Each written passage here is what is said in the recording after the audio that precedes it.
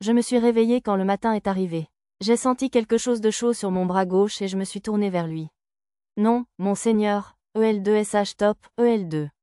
EL3 hit, EL3. Tarte me serrait le bras et parlait dans son sommeil. Tarte avait 14 ans, avait de doux cheveux blonds et possédait une silhouette développée pour son âge. Lorsqu'elle était plus jeune, elle avait été abandonnée par sa famille et laissée pour morte dans les montagnes. Le traumatisme qui en a résulté lui a donné des crises d'angoisse occasionnelles. Quand c'est devenu trop difficile à supporter pour elle, je lui ai permis de dormir avec moi. Il est bien connu que la chaleur d'une autre personne peut vous procurer un sentiment de bien-être. De quoi diable rêve-t-elle? Regardez le visage heureux et endormi de Tarte m'a mis de bonne humeur. Dernièrement, nous partagions plus souvent le même lit.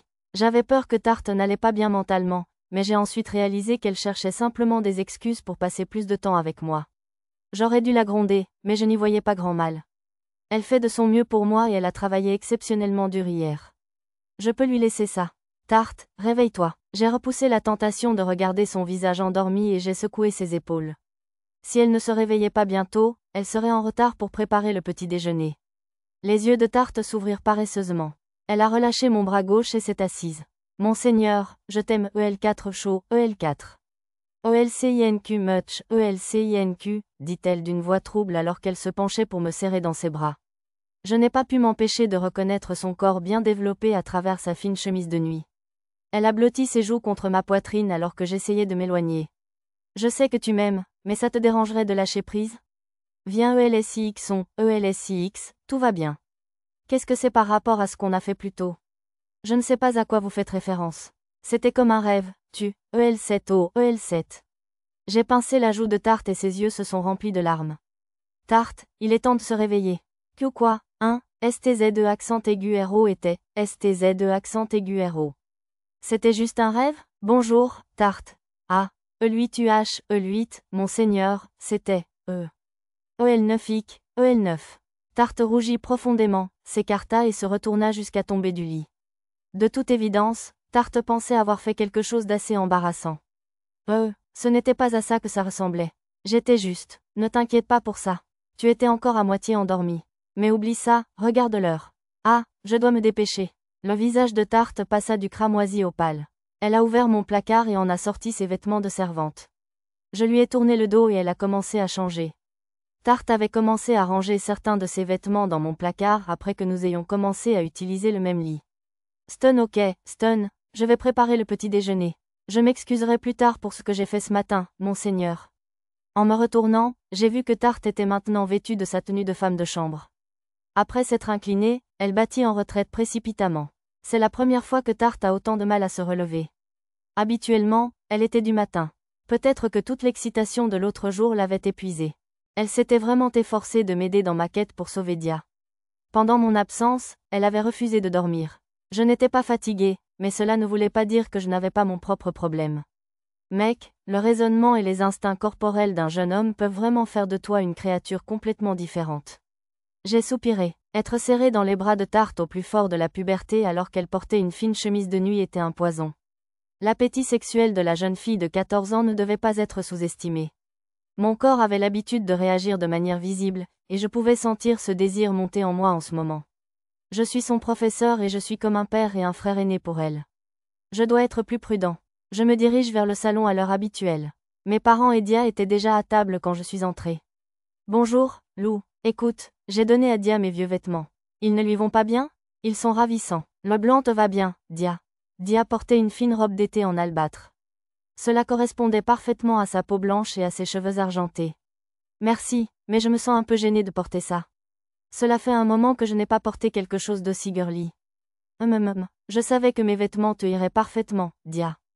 Tarte est un peu trop petite, mais c'est sa grande poitrine qui en fait vraiment une poupée difficile à habiller. C'est dommage que je ne puisse pas jouer avec elle aussi. Tu ne fais pas de vêtements, mère? Tu aimes confectionner des vêtements révélateurs, si je me souviens bien, a fait remarquer Dia. Faire des vêtements à partir de zéro nécessite beaucoup d'essais et d'erreurs. C'est beaucoup plus facile. Je peux vous mettre dans n'importe laquelle de mes anciennes tenues que je veux. Ma mère aimait Tarte et lui cousait récemment différents accessoires. Lou, qui est Tarte? Demanda Dia avec une expression raide. Elle est ma servante, mon apprentie et mon assistante. Elle fait preuve d'un réel talent et a une solide éthique de travail. Quand je suis venue pour te sauver, elle a fait tout ce qu'elle pouvait pour t'aider. Parler du diable, la voici. Tarte entra de la cuisine pour mettre la table. Elle a commencé par donner à chacun ses boissons. Aujourd'hui, nous avons mangé du jus de pomme fraîchement mélangé. C'est Tarte, ai-je annoncé. Ah, c'est vrai, vous ne vous êtes pas encore rencontrés. Tarte, présente-toi à Dia, a demandé mon père. STZ accent aigu RO ok, STZ accent aigu RO. Je suis un partisan de Lord Lou. Je m'appelle Tarte, je m'appelle Dia, ravi de vous rencontrer. Et merci, Stun n'était rien, j'ai seulement fait ce qu'on attendait de moi en tant que serviteur. Tu aimes Lou, n'est-ce pas? Hein? ST2 non, ST2, je le respecte vraiment et je l'aime, mais pas de cette façon, balbutia rapidement Tarte, visiblement troublé. Dia resta calme. Tu n'as pas à me le cacher. Lou est un noble, après tout. Il faut s'attendre à avoir quelques maîtresses. Dia, étant un noble, comprenait bien ce genre de choses. Une épouse célibataire était un choix risqué pour un aristocrate. Si cette femme ne pouvait pas produire d'héritier, la lignée s'éteindrait. Même si un enfant naissait, il n'y avait aucune garantie qu'il vivrait jusqu'à l'âge adulte. Parmi la noblesse, avoir plusieurs épouses et héritiers relevait du bon sens. Ce n'est pas nécessaire. Être aux côtés de mon seigneur me suffit. Vous devez vous soucier profondément de lui. Lou est un gars chanceux, étant adoré par une fille si mignonne, a déclaré Dia. Il ne se passe pas un jour sans que je ne sois reconnaissant envers Tarte, ai-je admis. Hein? ST3I, ST3. Vais chercher la nourriture. Excusez-moi. Tarte rougit et retourna en courant à la cuisine. Le front de Dia se plissa alors qu'elle regardait l'autre fille partir. Au bout d'un moment, elle se tourna vers mon père. Sian et Lou, merci d'avoir prêté à la maison Vicwan le pouvoir de la maison Tuatha-Dé. J'ai bien peur d'avoir été amenée ici avec rien d'autre que les vêtements que je portais, c'est donc tout ce que je peux offrir. J'espère que cela suffira. Dia tendit la main vers mon père. Au sommet de sa paume se trouvait une bague ornée d'une grosse pierre précieuse. Dia a critiqué le cadeau, mais la bague semblait avoir pu être un trésor national. Le vendre vous aurait sûrement rapporté suffisamment d'argent pour que vous, vos enfants et vos petits-enfants n'ayez jamais eu à travailler un seul jour de votre vie. Cette petite chose était la quintessence de ce qui n'a pas de prix.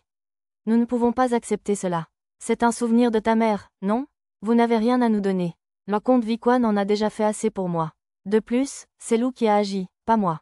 Il dit qu'il ne faisait que tenir une promesse qu'il t'avait faite, a répondu mon père. Je comprends. Peut-être l'accepterez-vous comme paiement pour mes leçons, alors? Dia a une fois de plus offert le précieux groupe. Que veux-tu dire? A demandé mon père. S'il vous plaît, apprenez-moi à être un assassin. J'ai besoin de la connaissance de la maison Tuatha-Dé. Je suis doué en magie, mais je sais maintenant que ce n'est pas suffisant. Alors s'il vous plaît, tous les récents problèmes survenus dans le domaine familial de Dia l'avaient probablement fait prendre conscience de sa propre impuissance. En tant que fille d'un comte, Dia a reçu une formation de base au combat. Mais cela ne lui suffisait plus. Elle voulait les compétences et les connaissances dont seul le clan d'assassins Tuatha-Dé avait connaissance. Sans aucun doute, elle espérait aider son père. L'homme avait été contraint de se cacher alors qu'il gagnait en force. Les compétences du clan Tuatha-Dé sont généralement confiées uniquement à des descendants directs. Je ne vois cependant aucun problème à faire une exception. Après tout, tu es devenue ma fille.